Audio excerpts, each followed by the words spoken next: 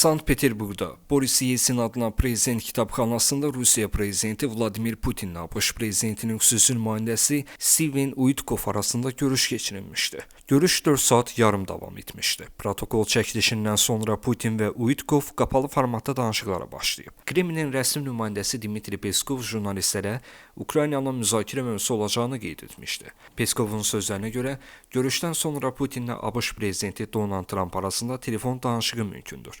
Liderlərin telefon əlaqəsinin olub-olmaması ilə bağlı hələlik məlumat yoxdur. AQV-in nümayəndəsi Leavitt brifinqdə deyib ki, Uitkovun Rusiya səfəri sülhə doğru daha bir addımdır. Bu Trumpın ABŞ prezidenti kimi fəaliyyətə başlamasından sonra Putin və Uitkov arasında üçüncü görüşdür. Uitkov Putinlə görüşdən əvvəl Rusiya prezidentinin xarici ölkələrlə əməkdaşlıq üzrə nümayəndəsi Kirill Dmitriyevlə danışıqlar aparıb. Bu Rusiya və ABŞ prezidentlərinin nümayəndələri arasında son bir neçə gündə ikinci görüş idi. İlk danışıqlar ötən həftə Vaşinqtonda baş tutmuşdu.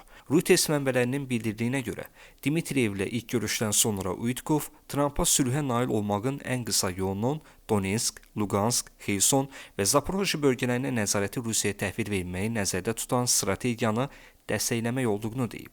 Agentliyin iki mənbəsi Trumpın Ukrayna üzrə xüsusi nümayəndəsi Keith Kellogg'un Uitkovun mövqeyini dəstəkləməməsinə aydınlıq gətirib. Məlumata görə Kellogg Trumpa deyib ki, Ukrayna bu ərazilərlə bağlı bəzi şərtləri müzakirə etməyə hazır olsa da, bu bölgələrə tam nəzarəti birtərəfli qaydada Rusiyaya verməyə heç vaxt razı olmayacaq.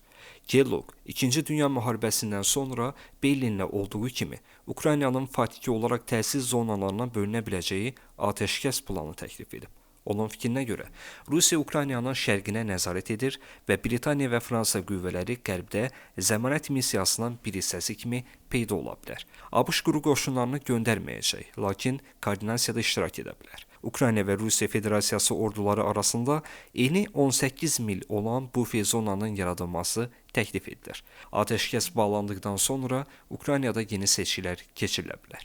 Kellogg Avropaya xəbərdarlıq edir ki, əgər müstəqil hərəkət etməyə hazır deyilsə, ABŞ-ın hərbi dəstəyinə bel bağlamasın. Agentliyin qeyd etdiyi kimi, Trump administrasiyasının rəsmiləri sülh sazişinin necə əldə ediləcəyi ilə bağlı getdikcə daha çox fikir ayrılığına düşürlər.